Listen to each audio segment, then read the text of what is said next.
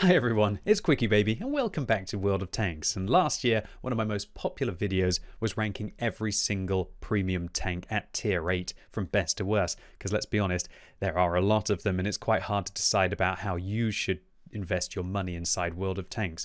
And one of my most frequently asked questions recently has been, will you redo this for 2020? At first, I was a little hesitant about whether I thought that people would like to hear me rabbit on for an hour about premium tanks once again only a year after they just heard me say it.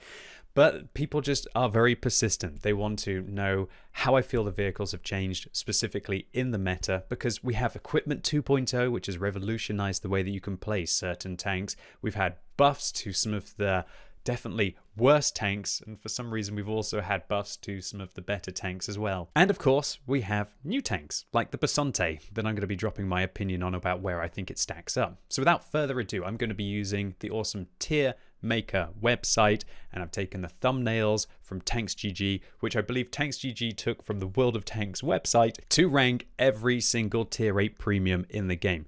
Now firstly, let me clarify, I'm not including vehicles like the Chimera because I don't feel like they're real premium tanks. They're reward vehicles. And also, I'm not including Clan Wars reward tanks that are not available inside of the Bond shop.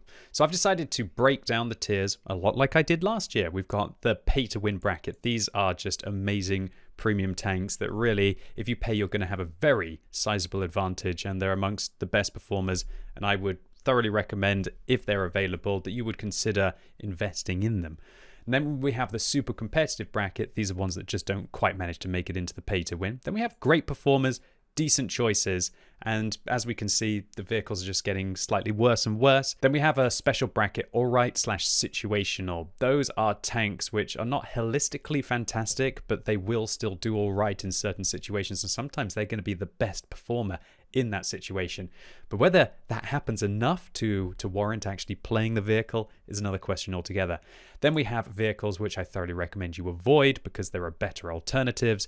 And then we have pay to lose, vehicles which are just memes within their own self. So without further ado, let's get started. All right, so firstly, we're going to be talking about the IS-3A. This has all of the advantages of a regular IS-3, i.e. low profile.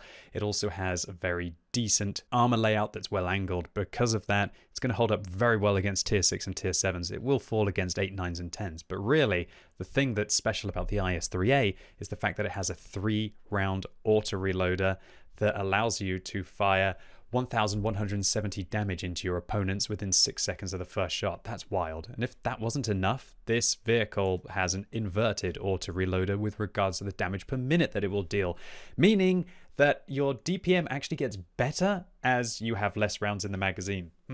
Really interesting to me that Wargaming aren't planning to do that with the Italian auto reloaders, but they did with the IS-3. I guess they were just testing it out. In my opinion, the IS-3A falls into the super competitive bracket. I just don't feel like it's holistic enough to drop into the pay to win bracket. And it is without a doubt one of the better tier 8 heavy tanks that you can play. All right, now let's talk about the IS-5. The IS-5 is a weird one because if we go on to the What Life website and we take a look at the win ratio of the IS-5, it actually is the best by far of any of the other vehicles. But let's be honest, the kinds of players who are going to be willing to drop 10,000 bonds, or they played Clan Wars to be able to get this tank, are going to be significantly better than the average player who has $40 to dump on something like an IS-3A. So that definitely skews the statistics. My opinion of the IS-5 is that it can be absolutely amazing in the right situation, but all in all, I never really got to grips with the poor gun handling the vehicle has, and the speed, while it's not awful, just doesn't feel like it's quite outrageously quick enough to be able to justify just how terrible the gun handling is on this tank. And so I'm going to be dropping the IS-5 still in the great performers section, because how can you really go wrong with the tank that when you are hiding that lower plate and you are using those 5 degrees of gun depression, can pretty much just sit in front of anything that isn't able to hit its cupolas. Now let's talk about the IS-6. This is a really interesting vehicle. Back in the day, I would put this up into the top tier, but that's a very long time ago. Since then, there have been vehicles that knock it down 1 tier, if not 2 tiers. I reckon 3 tiers. I'm going to put the IS-6 in the decent choices section, and the reason for that is because it has preferential matchmaking, which means that it never meets tier 10. But everybody knows just how useless preferential matchmaking is in the game right now, because more often than not you're going to be meeting all tier 8 tanks, or you're going to be meeting all tier 9 tanks, and there just isn't the population of players propping up tier 6 and tier 7 to give this Soviet beast the decent matchmaking that it once had. All right, now we're going to be talking about the KV-4 Kraslavsky. This is a Bond reward vehicle that is a complete one-trick pony. This tank is very good at one thing and one thing only, and that is side scraping around a corner, and specifically around a corner like this. If you side scrape around the other corner, then they're still going to be able to see the weak point on top of your tank. Now, if you're able to do this and the enemies don't realize that they can kind of just shoot high penetration rounds at your cheeks here, this thing is an absolute monster and you will laugh at your opponents. But the problem is that the likelihood of you getting into that perfect situation when you're side scraping around a specific corner against vehicles that aren't firing high explosive rounds at you and don't try to just push you and take advantage of your rather lackluster DPM is pretty awful. The funny thing about this tank is while the KV-4 was buffed this year, the KV-4 Kraslavsky was not, which kind of definitely holds it back. I'd even consider probably using a turbo on this tank to just kind of maximize that speed a little bit. And while the KV-4 Kraslavsky is all right and situational, I'm still wanting to drop it into the avoid section, but it is still strong enough that I would put it in that situational component. All right, so now KV-5. Where do I put the KV-5? Well, obviously the KV-5 is completely pay to win. It's the best premium tank in the game, right? Wrong. No. I think the radio operator and the poor penetration on this tank and the fact that its armor just seems to be fallible in so many different situations. Oh, it's a tricky one. I'm still going to put it in the decent choices, like the IS-6. Because it has preferential matchmaking, because it's had its penetration buffed, it's all right. It also has one of the best damage per minutes of any tier 8 premium tank in the game. Not a lot of people realize just how good the base damage per minute is on the KV-5. And so if you're able to penetrate your opponents with the 186mm of pen, or you load gold and you've got 219mm of pen, then this thing will actually trade very well. I like to play this vehicle with an improved durability slot as well from Equipment 2.0 to maximize that health up even more, and it does become a bit of a monster with regards to that. Okay, so now let's talk about the Larva. I honestly going to put the Larva in the great performer section. This thing, since it was buffed to have much better side armor and to have that better upper hull armor and just the gun performance on the tank, while its DPM is quite poor, everything else about the gun is just awesome. I love sitting there, hull down with this vehicle using its 10 degrees of gun depression, and while its turret does have some issues occasionally, more often than not, your opponents aren't going to try and aim for those cheek weak points on this tank, and you can just absolutely grind it out. And it's one of the classics that I still think is definitely up there as being a good performer inside World of Tanks. All right, now let's talk about the Mutant, aka the M4A1. I hate this tank in every way. Whenever I play it, sure, it can be a bit of a one trick when you sit there, hold down against your opponents and you're hiding either your lower plate or they haven't managed to get your cheek armor. Wargaming did buff the top weak point on this tank, but it's still such a huge profile vehicle that's so easy to be able to see. Really, when I show you just how that look at the side profile on this tank. This is, I mean, even a KV2 at tier 6 when it sees this can penetrate the whole of the side. This is basically the side of an M6 hull. It's absolutely trash. And the only hilarious thing about this tank is it does actually have really good rear turret armor. And so you probably would expose the rear of your turret rather than the side of your turret to your opponents. Look, frontally great, side just awful. And the gun, well, it's actually bad. Even with the buff to the penetration on the standard rounds of this tank, I just can't enjoy this vehicle. And it feels like if you want to maybe use a turbo on this tank to try and get that awful top speed up, then you're going to be losing vertical stabilizers, which are mandatory on this tank. Are you going to lose the gun rammer? Are you going to lose the vents? It just doesn't feel right. And even the preferential matchmaking on this tank doesn't save it for me.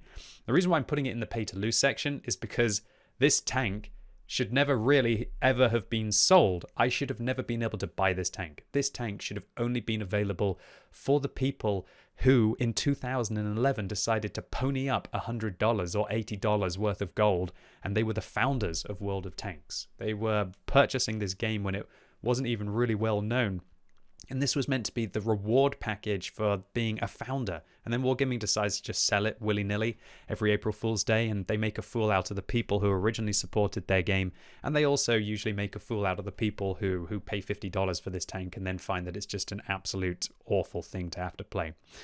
All right, so now let's talk about the Renegade. I'm actually going to put the Renegade up in the super competitive section. I honestly think this thing is absolutely great, and it's on the cusp of going into the pay to win section as well. This vehicle on my free to play account was one of the best things that I ever got from the mission marathons, and it's still such an old faithful vehicle for me to be able to get back in, to be able to grind out those last few stages of the mission marathon. It has very decent damage per minute, a healthy alpha damage of 360. It's got a great top speed of 45 with a 16 power to weight, which allows you to get there. And the armor on the thing is just troll. Sure, it does have a weak point on top, but the thing is your opponents aren't always going to catch it. And as long as you sometimes even go side on a ridge line, for example, and go backwards and forwards, how am I going to do that? I'm going to go like this and this to really make that weak point tricky for them. Then you can still protect it. One of the things I love about this vehicle as well is, do you see how it has a boat-shaped hull, a lot like on the M48? Because really, this is the M48 hull on a tier 8 heavy tank, which means that you can over angle the side armor on this vehicle and quite often catch people trying to shoot it in the side as like a last ditch attempt. Combine that with decent turret armor, decent view range of 400 meters, which means that on a premium account with a premium consumable and a really good crew, you can also use vents instead of coated optics on this thing and have incredibly good view range.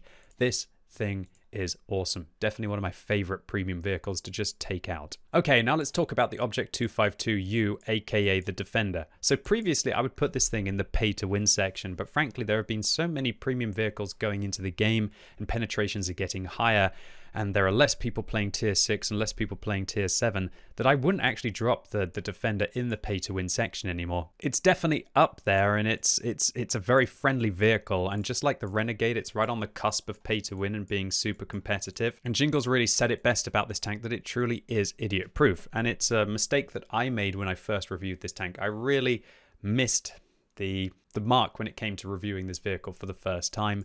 I thought it was good, but I didn't realize that it was just going to be that incredibly good. And the reason, of course, is that it just has this idiot-proof frontal armor. Even if you're not angling, your opponents still need 210 millimeters to be able to go through. Well, good luck tier 6 and tier 7 tanks. And as soon as you start to angle the vehicle like this, now it goes up to about 220. But more often than not, this tank is actually very proficient at side scraping because its upper hull is just so darn thick and well angled. Most Soviet tanks, when they try to side scrape like this and hide the lower plate, the upper hull becomes incredibly weak because it's only about 100 millimeters thick or 110 millimeters thick. But this one's so darn well angled with incredibly thick side armor of 100 as well that you can over angle it and just laugh at your opponents. The only truly thing that sucks about this tank is the gun is not the best, but 440 alpha damage allows you to outtrade most things. And so that's why this still goes into the super competitive bracket for me. Next, let's talk about the Object 7032, and I'm going to be dropping this one again right into the super competitive bracket. This thing is a monster. It has incredibly good hull armor and a double barrel gun to boot that allows you to deliver up to 780 damage in a single salvo. I think the real way to evaluate just how good this vehicle is that Wargaming put it in as this year's 25th of December advent calendar deal. But the funny thing is you can't even buy it for gold. It's that good that Wargaming won't allow you to spend the gold that you've got through all of your loot boxes on this tank, and they want you to pony up $40 or $50 as well to be able to get it. This thing's armor, a bit like the Defender, is apocalyptic levels. Its lower plate isn't quite as good at 190, but its upper plate is very decent. And when you combine this with the 5 degrees of gun depression this tank has, if you're angling that upper hull armor, yeah, good luck. It's got very strong side armor, just like the 252U has, and it has this magic area all the way down the side of the tank that is very well angled and 90 millimeters thick, that even if you're angling like this, you still need 220 millimeters to be able to get through. Its turret armor, while it does have a couple of cupolas, they're not really too easy to hit. And outside of people firing high penetration shells at the cheeks of this tank, this thing is an absolute beast and still one of my most recommended tanks. All right, let's talk about the 50 TP prototype, aka the Polish Hussar tank. It's very much like the Object 252U, but just doesn't do quite as well because its armor is not quite as idiot-proof. If you're not angling the 50 TP 50TP prototype, for example, you only have 170 millimeters of lower plate armor, and then you have these weak points up here. It's almost as if Wargaming had taken a Defender and tried to make it more balanced and make it so that it actually had weak points, as if they'd learnt from the mistake that they made with the Defender. And that's why I would never put this vehicle into the same tier that the Defender is, because while it has the same gun, and it does have really nice gun depression of 10 degrees over the side of the vehicle and 8 degrees over the front of the vehicle, the issue with the tank is that most players aren't going to be able to make that work. And even if you do, then you do expose these weak points over the side of the armor as well. Accordingly, I think that if you're a very good player, the 50TP prototype will go right up into the same tier as the Defender. But for the vast majority of World of Tanks players out there, I put this one instead in the Great Performers section. Okay, now let's talk about the Somewhat SM. I think this thing is an absolute monster. And part of me wants to put it in the super competitive section, but the other part of me wants to put it in the Great Performers section, as this is the kind of vehicle that will do incredibly well in a very nice matchup where its 200 millimeters of effective frontal hull armor is going to be able to ricochet those low penetration rounds. And it's going to also do very well in scenarios where it catches somebody and is able to all-in them in a 1 versus 1 situation, or even supplement one of your teammates in being able to overcome maybe an even more dangerous adversary. For that, I would definitely put it into the super competitive, or even maybe trying to dump it into the first pay-to-win section, as it is just better than the 5100. But you also have to consider that the vehicle does meet tier 9s and the vehicle does meet tier 10s. And so accordingly, I want to put it into the Great Performer section, as I don't think this is going to be the vehicle for everyone. But again, if you're a decent player, I think that you are going to be able to make this one work, but probably not as well as you could make the Basante work, as I said in a recent video. Okay, now let's talk about the Patriot. See, this is an interesting one because I think the Patriot's still great, and I would definitely put it at least in the Great Performers section. But I think for most players out there, they're probably going to do better in a Renegade, where they're going to rely on that higher alpha damage, where they're going to rely on the better hull armor that the vehicle has compared to the Patriot. But for me personally, and remember this is my list, but I'm also taking into account how the vehicle will perform for other players as well. But it is just my opinion, how it will perform holistically for the player base. I'm going to drop it in the Great Performer section, because how can you go wrong with decent DPM, 230 millimeters of pen, 10 degrees of gun depression, and you're a fast dynamic tank that can definitely get into position and really be able to carve people up. I mean, if this vehicle was to go into the game as a medium tank, for example, I think that people would consider it to be very good, and it really is just a medium tank in heavy tanks clothing. All right, now let's talk about the T-34. Oh, it's kind of like an American Larva, but its hull armor is just so much worse that when you get into those tier 6 or tier 7 games, it definitely feels raw. It feels pretty poor. This one for me is YOLOing between the, or yo-yoing as I should say, definitely not YOLOing, between the decent choices in the alright situational section.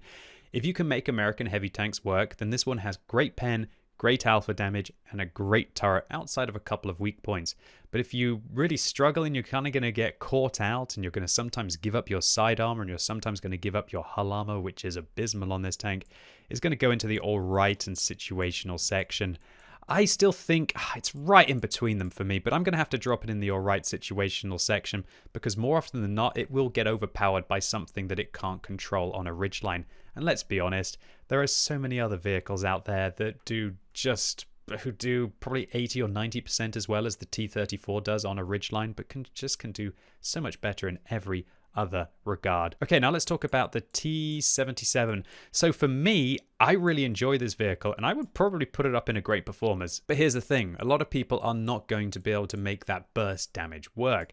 This thing is able to deal 1080 damage within 4 seconds of the first shot. That is outrageously good. And when you combine that with a very decent top speed limit and a good power to weight ratio and equipment 2.0, 8 degrees of gun depression, it really does feel as if Wargaming tried to make a T57 Heavy at tier 8 that kind of was faster but just didn't really have the DPM. And it's really the DPM that holds this thing back because it does have decent penetration on its standard rounds and great high explosive anti-tank rounds as well. I'm going to put it in the Great Performers, but for players who don't know how to make autoloaders work, I think you should drop it down into a decent choice kind of vehicle. But for me, as this is my list, I'm going to put it up in great performance because I can make the damage per minute work. I have got a good crew that I will be putting in this vehicle from the T57 Heavy, and once you start to improve things like the gun handling, when you start to make up for the relatively low view range that the vehicle has, when you combine that with Equipment 2.0, with vertical stabilizers and a rotation device, ooh, this thing starts to get very savage indeed.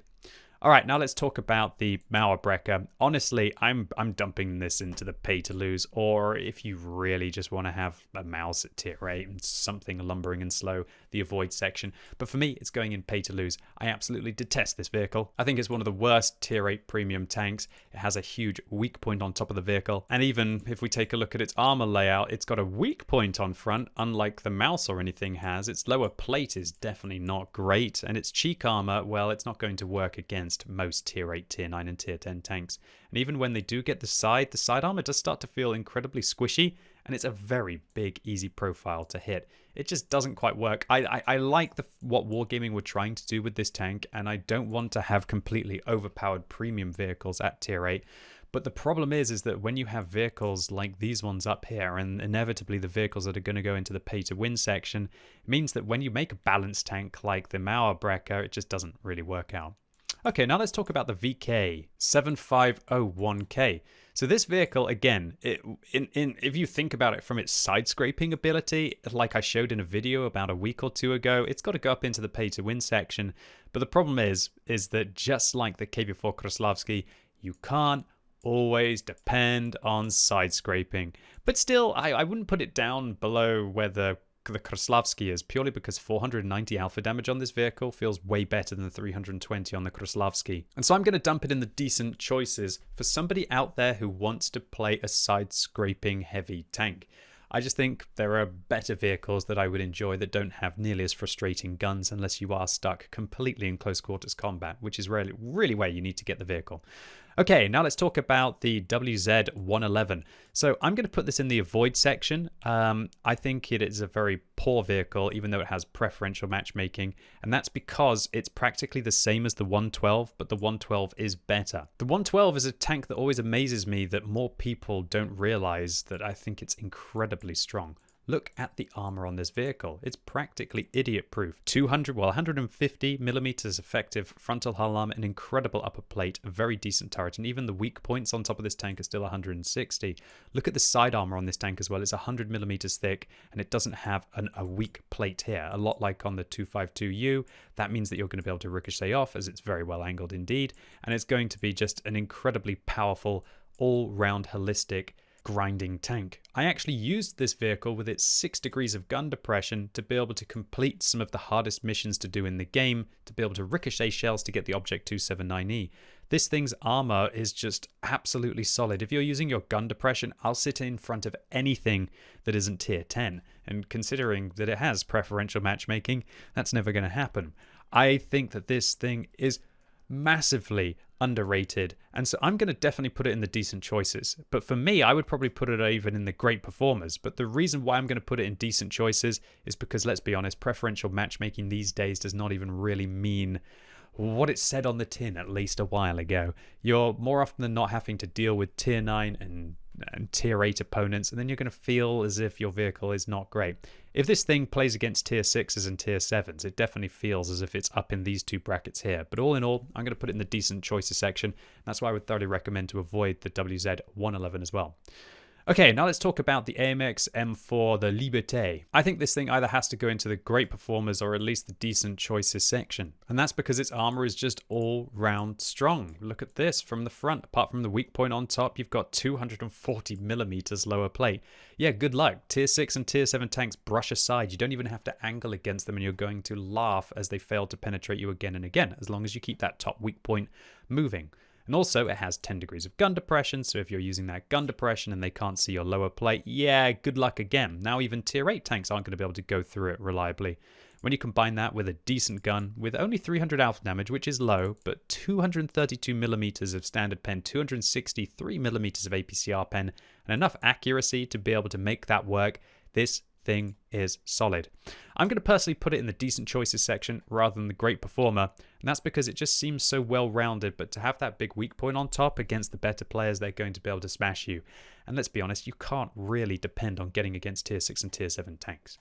Alright, so this is a big one. The Basonte, one of the new vehicles of 2020. Where am I going to put this tank?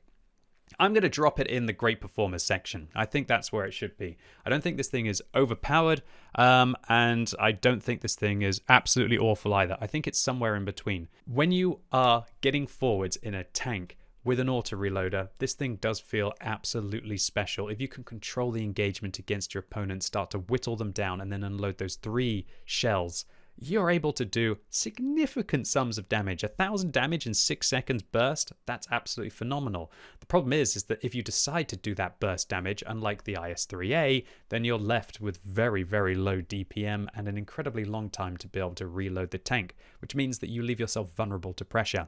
Combine that with a really nasty lower plate on this tank, and while the vehicle doesn't have the biggest side profile, it is definitely still not the strongest of side armors.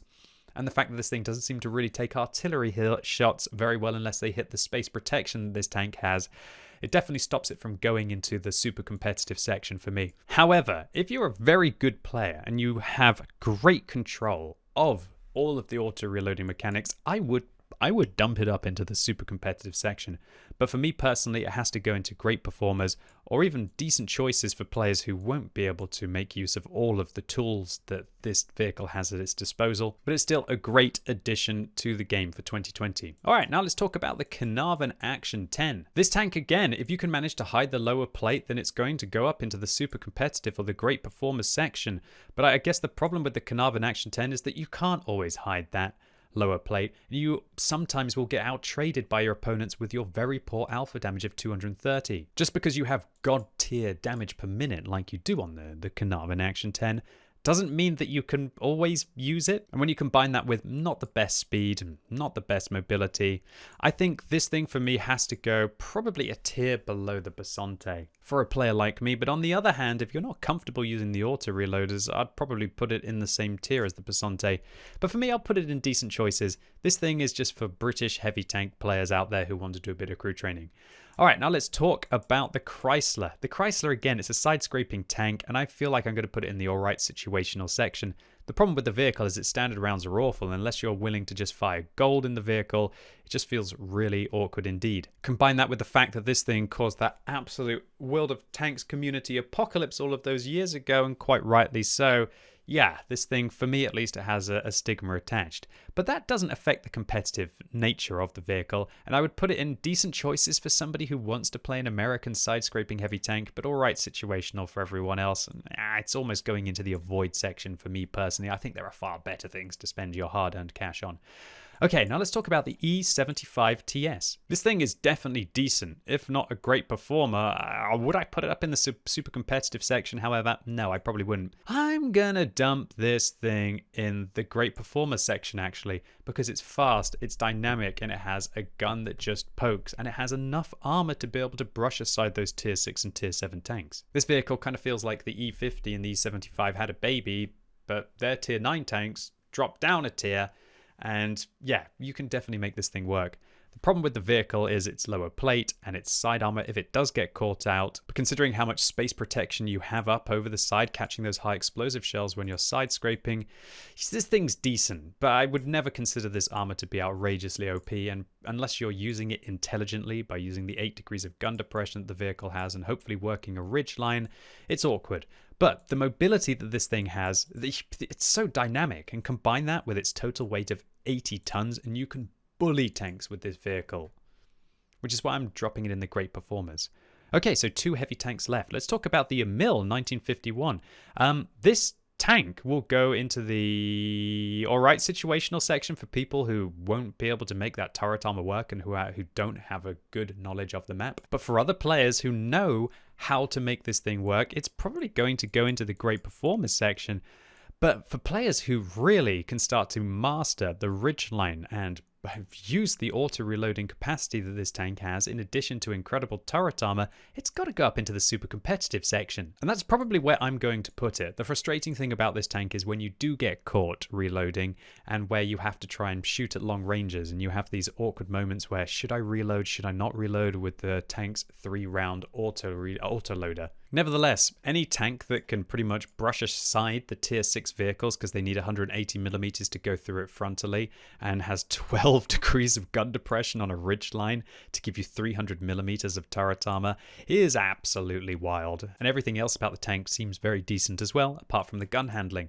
But Equipment 2.0 is here, so there's multiple ways to be able to play this tank. Do you want to fire it, use it as some kind of close quarters ridgeline tank? Well, put a rotation device and vertical stabilizers on it. Do you want to use it as a bit more of a spotter? Then you could probably put coated optics or even binoculars on here if you don't have a good crew.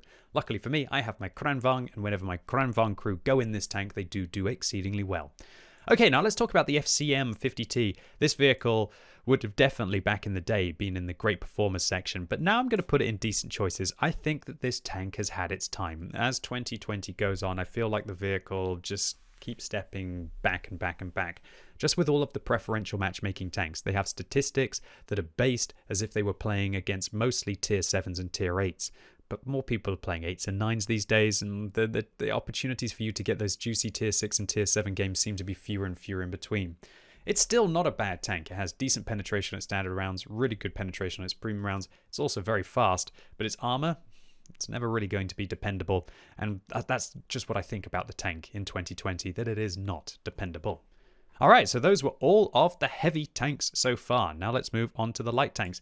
ELC even 90. So this is hilarious. When I first played this tank, I thought it was going to be down into the pay to lose section. But the more that I realized that the auto reloader combined with the tiny profile of the vehicle, which allows it to fit in the entirety of this thumbnail, but also to give it very good camouflage in World of Tanks, I'm going to put it in the great performance section. I don't think you can go wrong with an autoloader that is just this troll.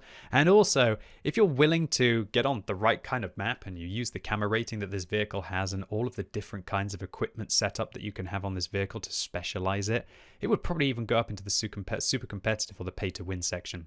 All right, now the Senlac. Oh, I mean, it's British, so I should love it, right? It's okay in some situations because of the high explosive rounds, but I'm going to drop this in the avoid section. Its profile is just too big, its alpha damage is just too low, and it's stuck in this kind of, is it a damage dealing light tank? Is it a medium tank kind of vehicle? And it will either be in the avoid or even in the pay to lose section. I'm going to put it in the void because it still can do well as a tier 8 light tank occasionally.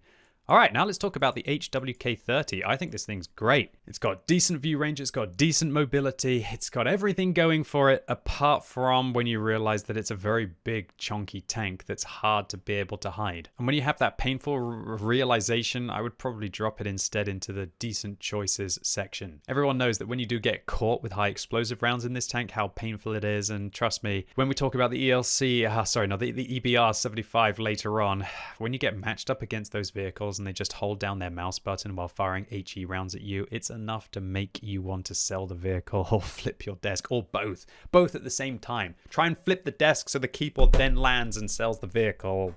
That would be great.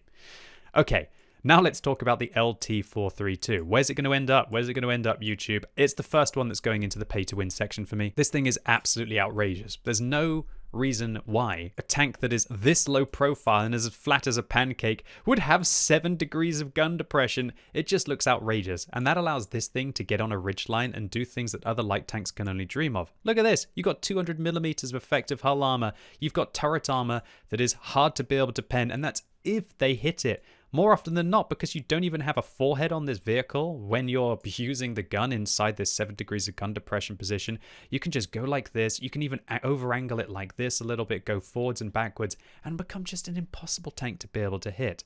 Combine this with its low profile that just feels like it's hard to hit, good speed on the vehicle as well, 70 kilometers an hour, 20 kilometers an hour backwards, incredible damage per minute, which means that this vehicle as a light tank often has more damage per minute than you will have in your medium tanks.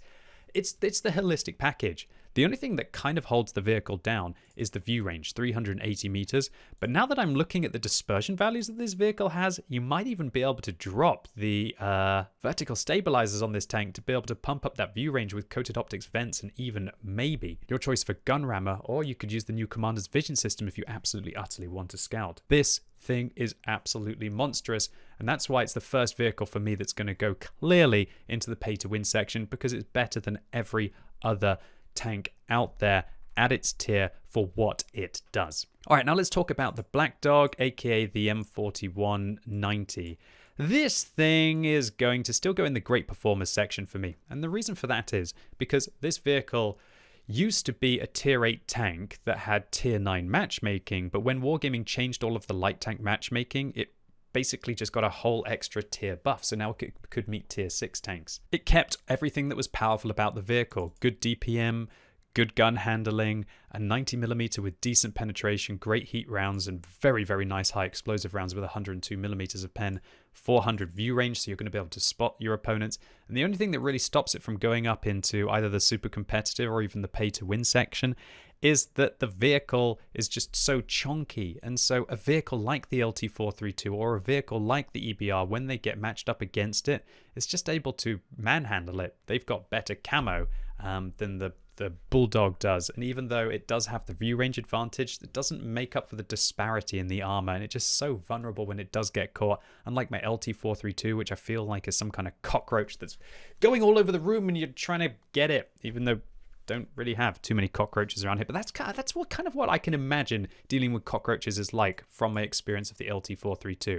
All right, now let's talk about the Chinese Walker Bulldog, or should I say the Taiwanese Walker Bulldog. The M41D is this really weird vehicle which has less view range than its American cousin. It's slightly slower than its American cousin, but it has a touch better DPM. But really, the thing that holds this back is that while it does have great shell velocity on its standard rounds and on its premium rounds, it's just not quite high enough alpha damage. 170 is too low compared to the 250 that you would have on the original Walker Bulldog. And while this vehicle is still decent, I just don't feel like the Chinese light tanks are competitive enough to justify a purchase of this vehicle. I would actually put this one, because of that, in the alright situational section, or even in the avoid section, because you'd be better to get the German / American cosplay Bulldog instead of getting the Chinese one, I feel here. Okay, so now let's talk about the only wheeled premium vehicle. It's the EBR-75, and this tank is still firmly, for me, going into the pay-to-win section. Wargaming just nerfed every single wheeled vehicle apart from the EBR-75, which they changed its statistics to still be able to kind of handle like it did previously. This tank is faster than anything at its tier. The vehicle is effectively really hard to hit because of it. And spoilers, the marksmanship of players at tier 8 is far worse than the marksmanship of players at tier 9 and tier 10, which is why this tank is just so darn hard to be able to hit. Wargaming effectively balanced this vehicle by trying to give it awful view range. But the thing is that most players by now have got every single cruise skill on their EBR-75. Most players are even possibly putting bond equipment on this vehicle for when they play it in front line. And just by having all of those extra tools at its disposal that elevate it from playing as if it was just another premium tank to being one that people invest into to make it truly special, it kind of min-maxes the vehicle to transcend it ever being balanced to a point where it is crazy good. And if all else fails in this vehicle, all you really have to do is just double tap that 3-key auto aim at the enemy light tank and just give your team a light tank advantage. And its only true nemesis, so to say, at tier 8 is probably the LT432. So it's hilarious that these two pay-to-win tanks are in a battle back and forth to see who is actually going to gain superiority in the battle. And as all of you will know just how important light tanks are, it's quite often the fight between those two vehicles at the start to decide how the rest of the battle is going to go. All right, now let's talk about the T92. Oh, this thing, I think it's got to go in the alright situational section. It can be good because it's got decent camo, decent gun depression, and it can feel quite rewarding when you get to start unloading on your opponents, but the horrible alpha damage of the vehicle just holds it back. Combine that with the poor armor of the vehicle and the fact that you're usually getting chewed up by LT432s and EBRs, yeah, I wouldn't recommend this one in 2020, that's for sure. Okay, so now we're going on to the medium tanks. Let's talk about the Ripper pattern. This thing is just very well rounded, but the problem is it's not even really that much better than the Tech Tree tank. I'd probably put this thing in the alright / situational section because, or even in the avoid section. Why would you want this thing? I really don't know. It can be okay, but there are far better tanks to be able to pick. So let's move on to the Rampanza. Again, this thing is just too slow for me to be enjoyable. And everything about the tank is just so incredibly awkward / uninspiring that actually I'm going to put this in the avoid section too. I wouldn't recommend ever picking a Rampanza because there's just so much stiff competition at tier 8. So why would you even want it? Okay, now let's talk about another brand new vehicle. It's the 274. This tank kind of feels as if it's a tier 9 medium tank that's been dropped down to tier 8 and loses some of, should we say, the finer aspects of the vehicle, like the gun handling and a bit of the finesse there and even some of the view range. But then again, thinking about it, the vehicle does have 390 meters view range, so it's not that bad. I'm definitely going to be dropping this thing in the super competitive section. I have yet to really play it enough to truly decide about whether it wants to earn that badge of pay to win. I think it's personally right on the cusp, and in my opinion, I would like to put it into the pay to win section. But again, I got to play this vehicle some more. How can you really go wrong with this tank? If you set it up correctly, you've got decent pen on your standard rounds, incredible pen on your premium rounds. The vehicle has incredibly good armor, although it does have a few weak points, as I highlighted in my tank review. And I think that the only thing that truly stops this from going into the pay to win section is Wargaming feel as if they just filed down the statistics just enough to truly make it feel like it's a tier 8 tank or even a tier 8.2 tank rather than an 8.5 tank, which is what most of the pay to win vehicles feel like. So now let's talk about the Panther 88. Goodness gracious, this is a tank that I would have put in the pay to lose section last year. However, with the substantial buffs that this vehicle has received, I'm going to put it in the avoid section instead. And that is because, whoa, look at that DPM, 2,400 to be exact. This is probably the best gun that's on a tier 8 premium tank. If you're willing to fire gold or you're firing at tanks that don't have the best armor, 0.32 accuracy is fantastic. The vehicle has enough the vehicle has enough view range, it has enough hit points to be able to survive. The real thing that holds it back is this armor is just awful in every single way, and it's one of the easiest big boxy tanks. This is just a big box of health, a big box of XP for you to be able to devour. But if you can control the engagement and use this thing like a support tank, yeah, it's definitely, it's not pay to lose anymore. It's kind of, it's just, why would you ever buy it in the first place? There's really the preferential matchmaking that the vehicle has that makes it even remotely out of the pay to lose section. Now let's talk about the Mutz. I think this thing goes into the decent choices. It's just so well rounded. But the thing is that while the Mutz came out about 5 years ago, it was special then, but is it special now? I don't think so. This vehicle suffers a little bit from what the Ripper pattern or something like the Rampanza feels like. It's just not really special within its own regards, and there's a lot of competition there with the medium tanks. Like, talking about competition, here we go, it's the Progetto. You know what, the Progetto for me has to go straight up into the pay to win section. When I play this thing, it just feels ridiculously unfair. I'm able to deal 720 damage within 4 seconds off the first shot. If you can't make this vehicle work, it's because you're not thinking. You're not actually trying to make the vehicle work. It's got enough mobility now and DPM to be able to do whatever it wants. Just to put into perspective how much better the Progetto is this year than last year, Wargaming just buffed the vehicle's damage per minute by 200. And the reason why they did this is because when they nerfed all of the Italian auto-reloading tanks, they nerfed the Standard B, they nerfed the Progetto 65, they decided to remove the gun rammer from the class, so no auto-reloaders can use a gun rammer, at least the Italian ones. And to be able to give players the compensation, they decided to just give the vehicle about 12% extra DPM instead. All that really did was mean that the Progetto effectively gets 4 equipment slots compared to 3 equipment slots for all of the other vehicles, because they buffed its DPM to make up for removing the gun rammer, but they didn't take away one of its equipment slots. And so I like to use a turbocharger in this tank, making this thing ludicrously fast, absolutely outrageously quick, and to be able to deliver bursty damage, but also still have pretty darn good damage per minute in this tank, to have good accuracy as well, okay gun handling, enough view range. This thing is the all-round holistic medium tank, and this is still one of the vehicles which I would go to on my main account if everything was kind of going wrong for me in a session. And this vehicle is so good, is it's actually one that I would probably consider spending gold on my free-to-play account if I can save enough up this year, if they put it in the calendar. I just don't think the Wargaming will put it in the calendar because it's that darn good. Okay, so now let's move on to an auto-loading Czechoslovakian medium tank. It's the Skoda T27, and this vehicle is able to burst out 720 damage, a lot like the Progetto, but it can deliver it even faster because of the tank's 1.8 second intraclip reload. So you're actually dealing 720 within 3.6 seconds of the first shot. That's phenomenal. And in theory, you'd think that, wow, this tank should be great then if it's able to do some of the best burst damage on any medium tank.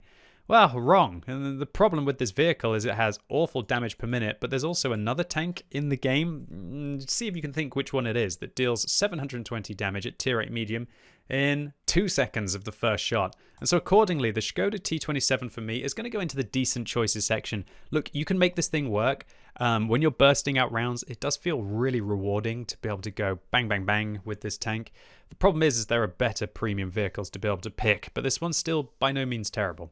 Okay, so the STA2. I'm going to just drop this in the avoid section because while at one point you could argue that it was a very well-rounded medium tank with every single statistic that you would need to be decent at tier 8, the problem is this is 2020 and it's not enough to just have statistics that make you decent at tier 8 when there are competition that this vehicle has that makes it look just absolutely trash. Okay, now let's talk about the Guard, aka the STG. Now for me, I would actually put this in the decent choices section, but I think for the most players, I'd actually put it in the avoid or even the alright situational section. So my reasoning for this is it's got a very accurate 122mm and a fully traversable turret with decent enough armor that can still be able to deal with high explosive rounds or even against your tier 6 and tier 7 opponents. I really don't understand how this vehicle can be in the pay to lose or avoid section. But again, I think that as time goes on, this vehicle is starting to fall back a little bit. And I think there are some rumor mills suggesting that this thing might be buffed in the future. If that's the case, then if I do decide to redo this video in 2021, yeah, we'll see what happens. All right, now let's talk about the Sabaton, aka the Stridsvagn 81. Yeah, decent choices section. It's basically just like a Centurion, but that's by no means a very positive thing for 2020. Look, this vehicle's hull armor in a good gun depression position is good. Its turret armor is great. It's got good shell velocity, good penetration, good view range, good. The problem is its hull is magnificently gigantic, and it's actually a hideous thing to be able to try to avoid damage from the enemy team. So, I don't know. Some ways I want to put this in the alright situational. Other options, decent choices. Nah, I'm going to put it in the alright situational section. I'd still put it slightly above these avoid tanks because it does feel like it is a cut above. Plus, if you are a Sabaton fan, then situationally, you might be really enjoying this tank, right? Okay, now let's talk about the 59 pattern. So I'm going to put this thing firmly in the pay to lose. I really feel like Wargaming were trying to cash in on the hype of the Type 59 when they created this thing, and all that's left is this just absolute monstrosity. It's got a huge weak point on top. There's no reason to really choose to play this tank unless you're an absolute hipster. And unlike the Panther 88, which did get buffed and probably escaped the pay to lose section, this thing hasn't been changed. I really don't think the Wargaming have too many plans for it, but maybe they do. Maybe they will buff it. Yeah, let's buff everything. Let's buff it to the top so everybody has to... Yeah, anyway, you get my point. All right, now let's talk about the pilot. Again, this thing's going to go firmly into the avoid section for me. I just feel like the Ripper pattern, there's no reason that I would choose to play this thing. But on second thought, when I consider that it is a tank that sacrifices its armor to be able to gain some combat capacity and a bit of mobility, that makes me think that there might be some alright situations to be able to use this thing. I still think there are far better choices with either auto-reloaders or auto-loaders with better mobility, better armor, better alpha damages. It doesn't feel like it's the tank for 2020. Okay, now let's talk about the Super Pershing. So obviously the Supercharger or the Turbocharger has definitely given new lease of life to the Super Pershing. So you're going to be able to be faster than ever before, which is one of the main things that held this thing back. Considering it's got preferential matchmaking, I'm going to put this in the alright situational section. And again, I think there is a rumor mill suggesting that Wargaming might be looking to change the statistics of the Super Pershing for the better in the future. Still, for me, I wouldn't really enjoy playing this tank. I don't think it goes into the pay-to-lose section. It could go into the avoid section. I just really wouldn't bother with it too much, boys and girls. All right, so now let's talk about the T34-3. This thing, alright, it's alright and situational. Since they buffed the gun depression of this tank up to 6.5 degrees, and I think back in the day this thing had 3 degrees and then 5 degrees of gun depression, it's okay. It's got preferential matchmaking as well. It's now got the same armor as the Type 59, which is very nice. But really, this gun, it's just such a mediocre performer, which kind of makes you feel like you have to fire heat against quite a few vehicles.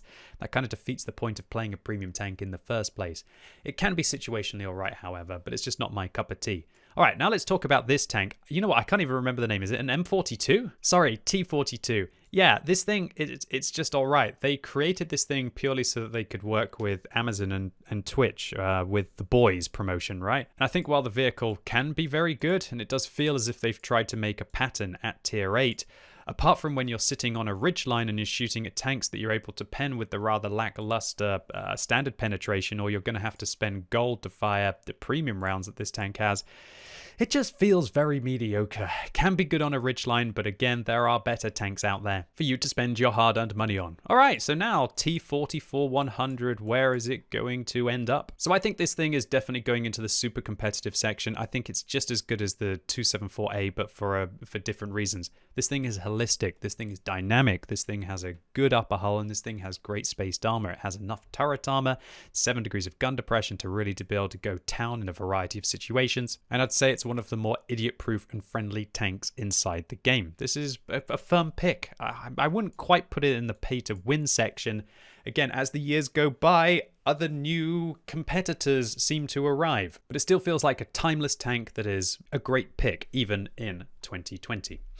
All right, so now let's talk about the T54 Mod 1. I think this is decent. I'm going to put it in the great performer section because it is a solid tank with solid armor, where if you use this vehicle's hull armor very well, you're actually going to be better than a T44-100.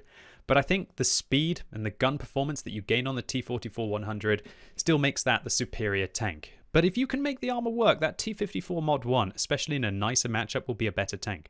All right, now let's talk about the Tl1 Lpc. So this is the vehicle from the Offspring. And I think it's in between the great performance and the decent choices section. I just think that its armor isn't quite good enough to jump up into the great performance section. And the vehicle does have that lovely shoot me here kind of weak point on top of the tank, and its hull armor, as we can see, is pretty darn awful. But when you are using the gun depression in this tank, it's actually pretty good. Combine that with a decent enough gun, and I think it's definitely resting in the decent choices section. But again, if you are a fan of the Offspring, then it's probably going up in the pay-to-win section, right? Okay, so now let's talk about the Type 59 pattern. The Type 59 is always an interesting one because it has such an infamous nature and a stigma attached to it as being one of the original completely OP premium tanks. The problem is while it was one of the original completely OP premium tanks, there are a lot of other now OP vehicles inside the game as well.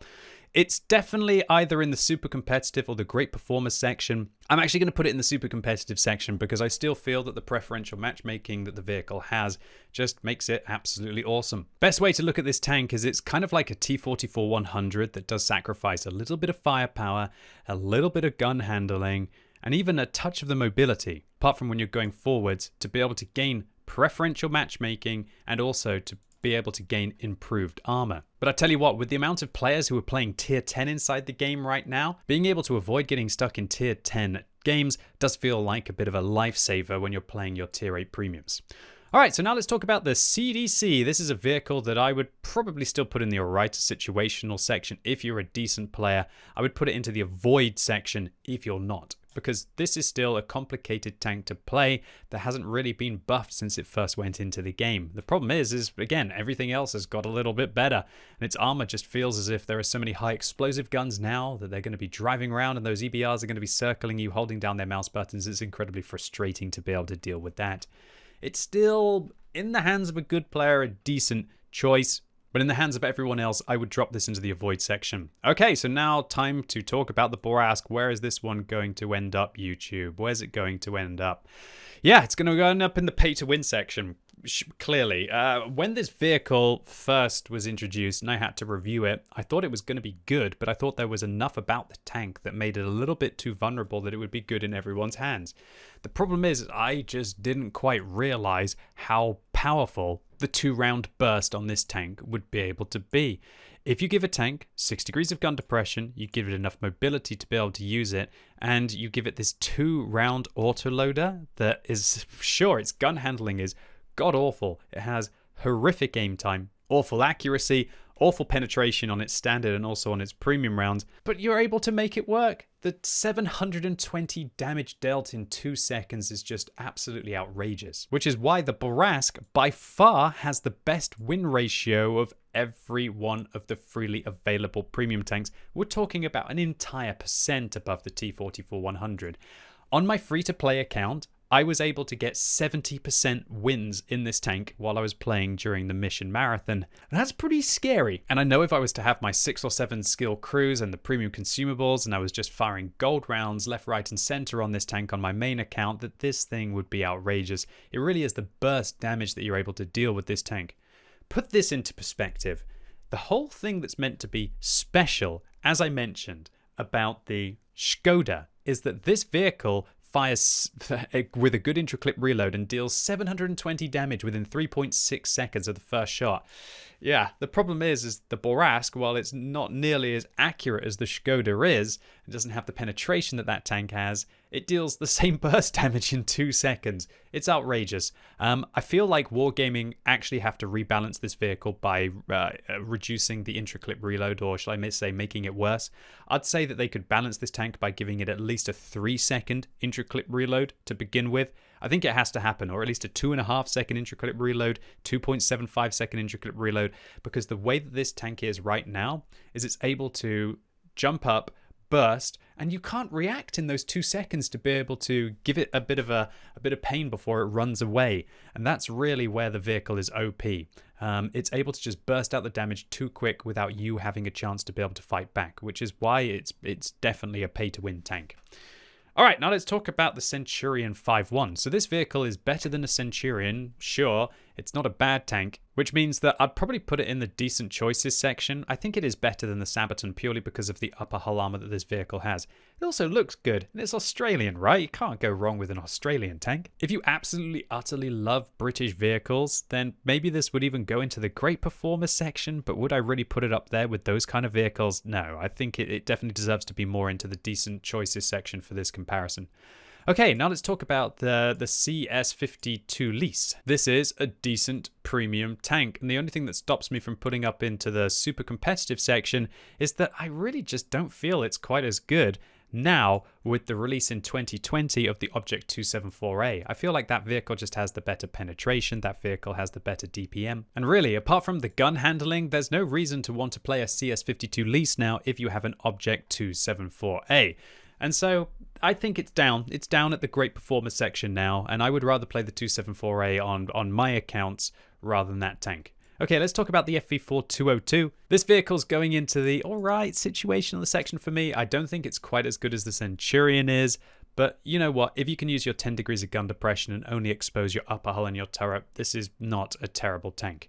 Now let's talk about the Lansen. And this vehicle for me, I mean, I kind of want to put it up into the pay to win section because whenever I play this tank, I have fun in it. I love the damage per minute. I love that 320 alpha. I love the 10 degrees of gun depression. I love the fact that it's an incredibly fast tank. I also love the fact that its armor, while I'm never going to claim it's great, it does have these funky auto ricochet angles, and you're going to be bouncing some shells that just the enemies wouldn't expect. And I think this really is a dark horse and it's an underestimated tank. I'm going to be dropping it in the super competitive section. I honestly think it's a great performer, and don't overlook this one if you are a decent player who knows how to use mobility in a ridgeline. This thing will reward you. Now we're going to talk about the Lorraine. Big bursty damage, 300 alpha damage on a medium tank, and able to deliver 4 rounds within 7.5 seconds of the first shot. The problem with the Lorraine is it's a gigantic target that's really easy to hit and has a very substantial reload after it's delivered those rounds. Accordingly, I'm going to put it in the great performers section. I'm not going to put it up into the super competitive section, but if you are an auto-loading wizard, you can make this thing an absolute pain to deal with. The thing for me, however, is that think about the difference between the Borask and the Lorraine. The Borask, 720 damage within 2 seconds. The Lorraine, 1,200 damage within 7.5 seconds, and then a lengthy reload. I just feel like the Borask, with its smaller profile and improved mobility, and it just makes the Lorraine feel like this big lumbering one-trick tank, whereas the Borask is more of this flexible light tank / medium tank hybrid. Now, don't get me wrong, there are things that the Lorraine can do that only the Borask could dream of with its gun depression and its higher penetration. Let's say you have to go in against that tier 10 medium tank. Good luck in the Borask. You're going to be wanting to do that in the Lorraine. But the thing is, the Borask has the speed and the sneakiness to be able to control the engagement to get to wherever it wants and do whatever it needs to do, unlike the Lorraine. All right, now let's talk about the Revelarissay. So a vehicle with preferential matchmaking, or at least I think it has preferential matchmaking, with 10 degrees of gun depression, 390 alpha damage, and APCR rounds as standard with great shell velocity. The problem is the penetration is not great on its standard rounds and its premium rounds, and there's only so far you can take a tier 5 hull or even a tier 4 hull and jump it up and up and up. This vehicle's armor is horrific and its mobility is not great, which is why I'll probably put it in the alright situational section, but then again, no, I'm going to put it in decent choices. And do you know why? Because the economy. This thing's economy is amazing. It's super cheap. I think it has a 7,400 base gold price, and if you get it when it's discounted, you can get it for like 6,500 gold. That would be one of the best bang for buck premium tanks that you could be able to get. And sure, it's not going to be the most competitive tank that you're ever going to pick, but as trying to get you the bang for your buck, this thing is actually a real winner. And still, for me, whenever I get this thing on a ridgeline, and I just love the shell velocity the vehicle has and the 10 degrees of gun depression, 390 alpha, it does feel very decent. All right, now we are on to tank destroyers, and congratulations to you if you're still awake in this video. Let's talk about the T103. This is a tank that I haven't even played very much. If I'm very honest, it's not really a tank which I look at and I feel like I want to play. I would rather play one of the other turreted tank destroyer tanks rather than something which has this pseudo weird turret and an amazingly huge hull that is very easy to spot and even easier to hit. Accordingly, I'm actually going to put the T103 in the avoid section. It might go in the alright situational section in other circumstances, but look, this is your hard-earned money. I wouldn't bother with it. All right, now let's talk about the TS5. This is something that we are going to climb to the top. This is the best tier 8 tank destroyer, and you have to pay to be able to get it. This thing is apocalyptic levels of OP, and it has over 1% better average win ratio than any other tank destroyer in the game. This thing, with the new equipment 2.0, I feel like you've got more options at its disposal to either be able to keep the tracks on by improving the durability of them or even just allow you to repair them quicker. And you've also got the option of having a turbocharger on this vehicle, which improves the weak mobility that the tank had, which just allows you to use this kind of idiot-proof frontal tank destroyer armor with great penetration and, importantly, a mammoth damage per minute. I mean, talk about 2,800 DPM. I played this thing during the recent mission marathon a few times when I was getting towards the end and I just wanted to try and get as much experience as I possibly could.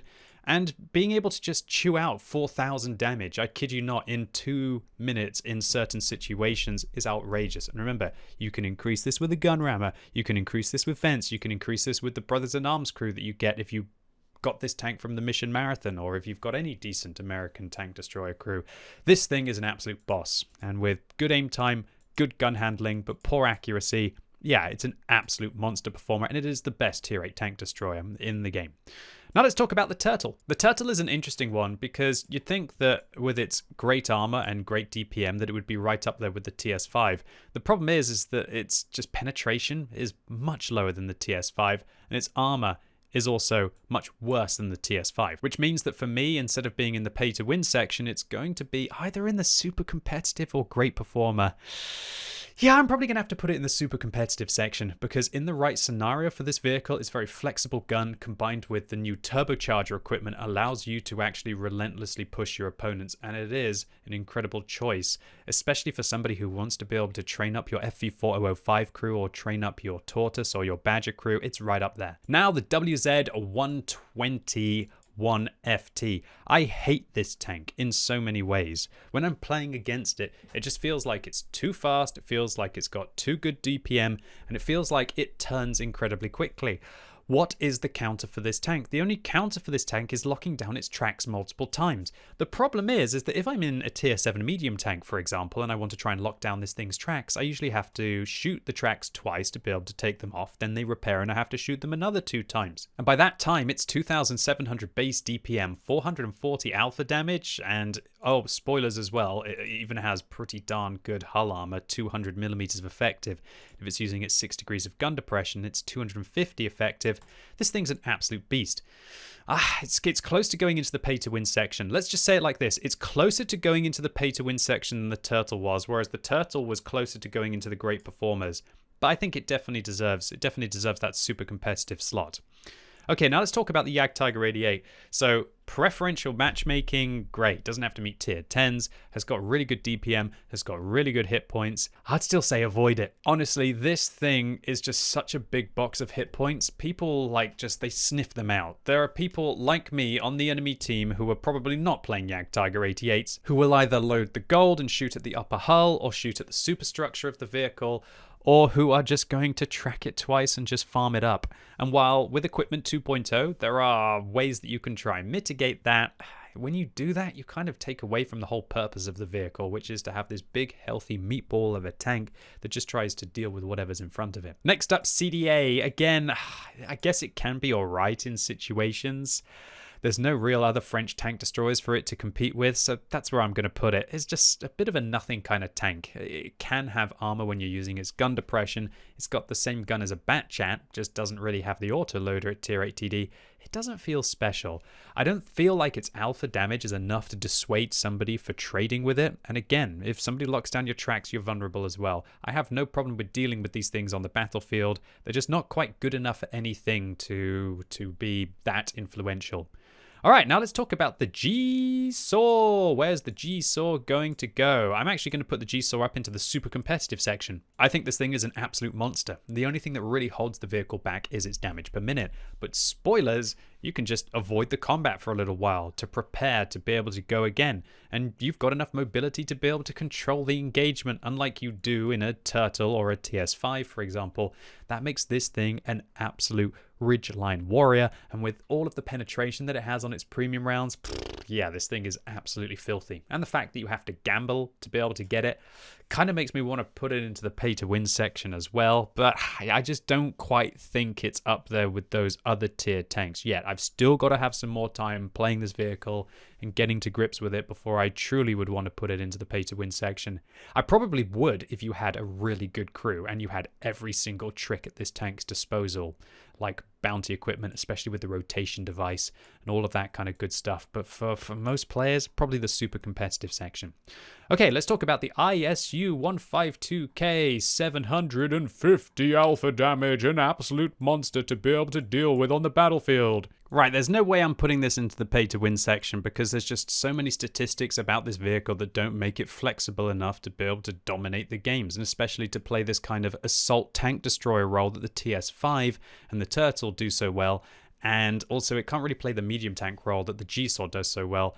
It's either going to go in the great performers or the decent choices section. Look, if you want to just sit at the back of the map and absolutely nail somebody so hard that their ears are probably still ringing when they go into the garage, then this probably is a great performer. For me, however,